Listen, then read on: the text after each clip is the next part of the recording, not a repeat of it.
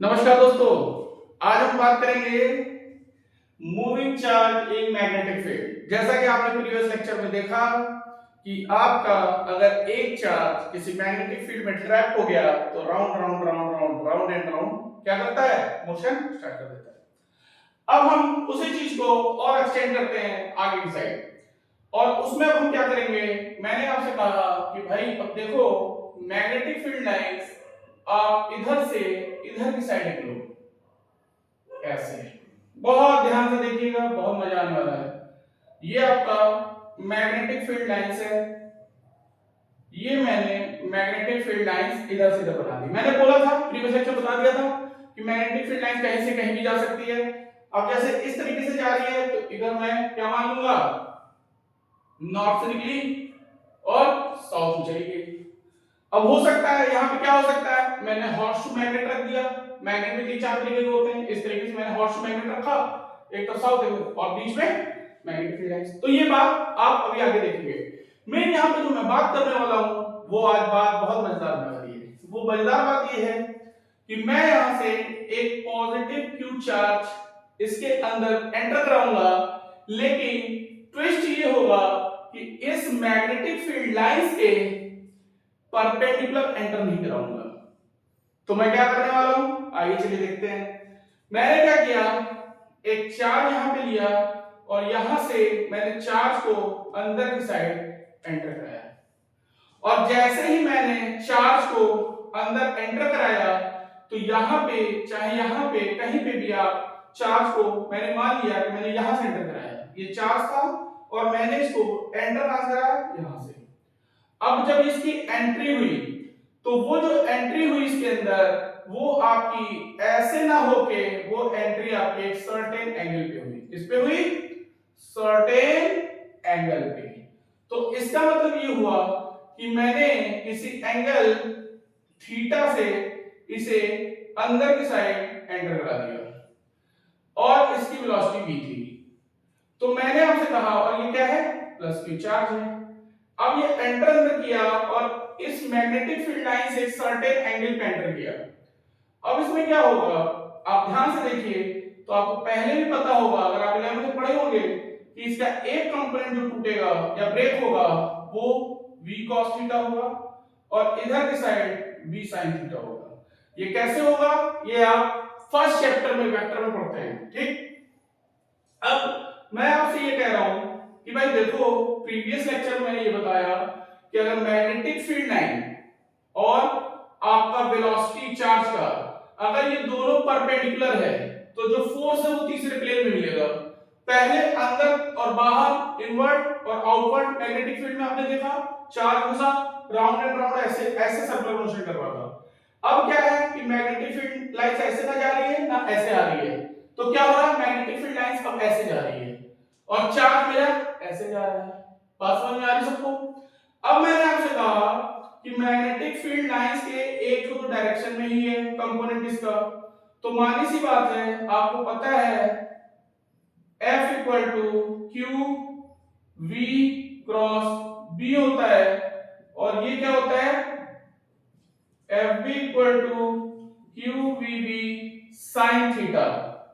और यहां पे देखेंगे तो ये B मैग्नेटिक फील्ड लाइन है और ये कंपोनेंट दोनों एक दूसरे पैरेलल हैं, तो यहां पे हो जाएगा sin 0, क्योंकि इन दोनों इस कंपोनेंट इस B के इस कंपोनेंट और मैग्नेटिक फील्ड के बीच में कोई एंगल नहीं बन रहा है, पैरेलल है, जीरो एंगल बन रहा है, तो इसका मतलब फोर्स जीरो। तो इसका मतलब इस डायरेक्शन में किसी भी तरीके का फोर्स एक्ट नहीं कर रहा। अब बात यहां पे ये है कि ये कंपोनेंट क्या कर रहा है, तो मैंने आपको पहले ही बताया है कि अगर ध्यान से देखिए तो v ऐसे है और आपका b ऐसे है, v sin थीटा, इसका एक कंपोनेंट ये वाला दोनों क्या है, परपेंडिकुलर है।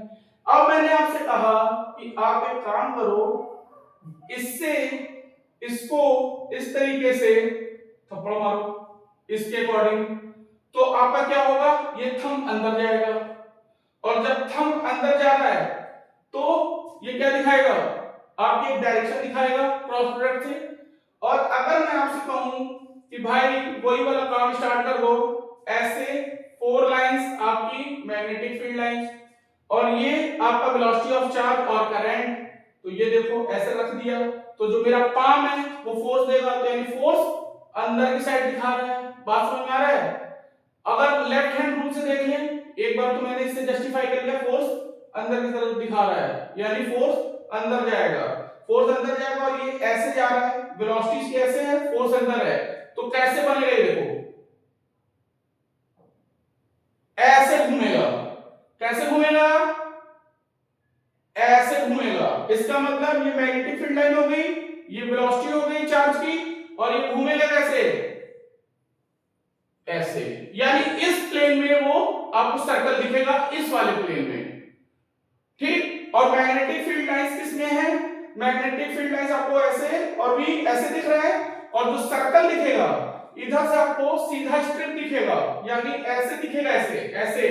लेकिन जब आप ऐसे देखोगे इधर से, तो आपको एक सर्कल दिखेगा। बात समझ में आ गई? इसको लेफ्ट हैंड रूल से भी देख लेते हैं, फ्लेमिंग के।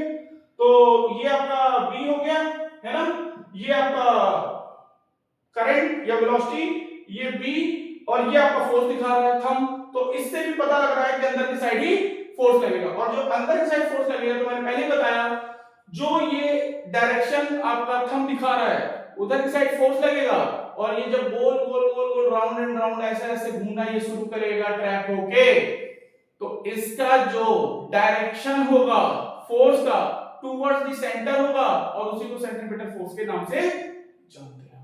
बात समझ में आ गई? अब यहां पे ध्यान दीजिए, ये तो पक्का हो गया कि ऐसे ऐसे घूमेगा, है ना।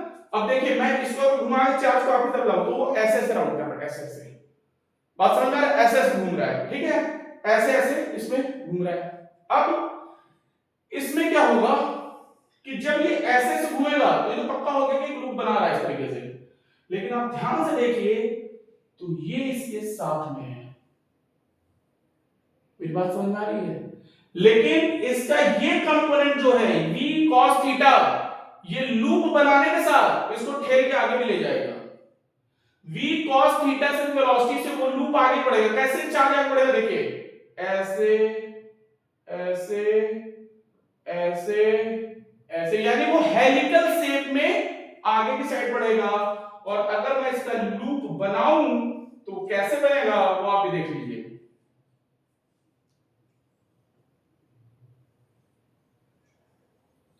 इस तरीके से लूप बनेगा, ये समझ में आई बात? इस तरीके से क्या होगा, ये लूप बनेगा, और ये आपको जो दिख रहा है ना, ये यही आपका सर्कल है, इधर से आपको इस तरीके का दिख रहा है। और चूंकि ये गैप इसमें, ये स्ट्रेट लाइन दिखता है ऐसा, लेकिन ये गैप आ गया क्यों? क्योंकि v cos थीटा से चार्ज आगे भी बढ़ रहा है।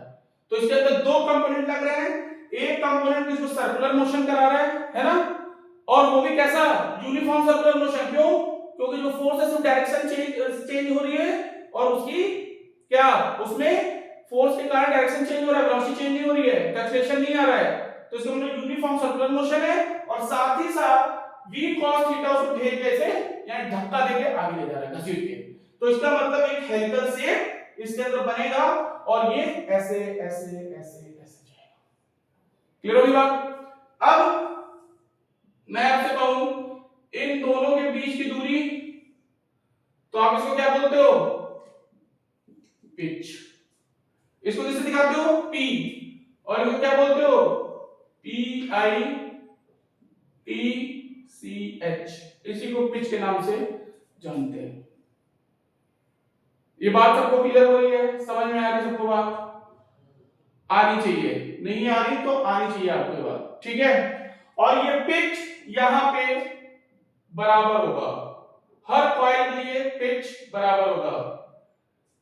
लेकिन इसमें एक ट्विस्ट है, और वो ट्विस्ट ये है कि अगर इस डायरेक्शन में, जिस डायरेक्शन में आगे प्रोपेगेट कर रहा है, इसी डायरेक्शन में अगर उसे इलेक्ट्रिक फील्ड मिल जाती तो पता है क्या होता? तब ये पिच बराबर ना होती आपकी, क्योंकि इलेक्ट्रिक फील्ड क्या करता है?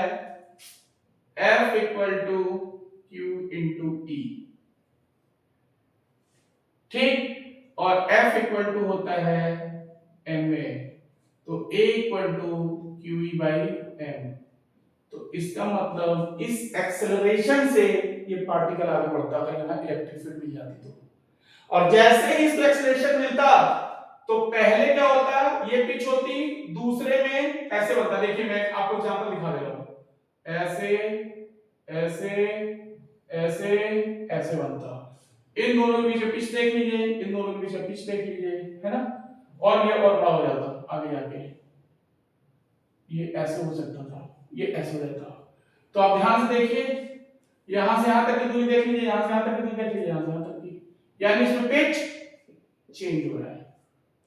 यहां पे P1 P2 P3 हो जाता अगर इफ इस डायरेक्शन में उसको एक इलेक्ट्रिक फील्ड मिल जाता। क्यों? क्योंकि इलेक्ट्रिक फील्ड मिलता तो उसके उस चार्ज पर एक फोर्स लगता, और आप इलेक्ट्रोस्टैटिक फोर्स में पढ़ चुके हैं Coulomb's, according to Coulomb's law कि किसी चार्ज में लगने वाला force Q into electric field होता है। तो अगर इलेक्ट्रिक फील्ड इसमें नहीं मिल रहा, इसमें सिर्फ क्या है मैग्नेटिक फील्ड, और ये जो आगे बढ़ रहा है वो चूंकि ऐसे तिरछा घुसा है, यानी ऐसे इंक्लाइंड प्लेन में घुसा है, इंक्लाइंड होके थीटा बना के, तो ये v cos थीटा इसको आगे बढ़ाने के लिए रिस्पांसिबल है, और ये यूनिफॉर्म रहेगा थ्रू आउट दी टाइम, मतलब पूरे टाइम ये यूनिफॉर्म रहेगा, तो इसीलिए यूनिफॉर्मली क्या कर रहा है, इस पिच को आगे बढ़ा रहा है। लेकिन यहां पे पिच क्यों चेंज हो रही है? क्योंकि एक इलेक्ट्रिक फील्ड भी इसके अंदर आ गई, तो सर्कुलर मोशन तो होगा ही होगा, और साथ में इलेक्ट्रिक फील्ड क्या कर देगी, खींच के ले जाएगी, और इसका जो पिच है वो चेंज हो जाएगा। तो आई होप कि आपको ये बात समझ में आई होगी, और बहुत अच्छे से समझ में आई होगी। और इस पे अब नेक्स्ट लेक्चर में हम क्या करेंगे, इसका कैलकुलेशन करेंगे, और उस कैलकुलेशन से हम देखेंगे कि आगे की क्या बात होती है। तो अब यहां पे नेक्स्ट एक बात और देख लीजिए, ये v sin थीटा है, ठीक है, और ये मैग्नेटिक फील्ड थी, इसके कारण एक फोर्स लग रहा था, तो वो फोर्स क्या लग रहा था देख लीजिए, QVB sin 90 डिग्री, है ना। 90 डिग्री क्यों हो रहा है? क्यों? क्योंकि B और V sin थीटा के बीच में कितना एंगल है 90 डिग्री, इस कंपोनेंट और इसके बीच में 90 डिग्री, तो यहां पे आप 91 हो जाएगा, तो FB इक्वल टू QVB, एक कंपोनेंट इधर की साइड आपका काम करेगा। बात समझ में आ रही है? तो देखिए मैं इसके नेक्स्ट उसमें जो है आपको पूरी इसकी कैलकुलेशन बताता हूं, तब तक के लिए नमस्कार।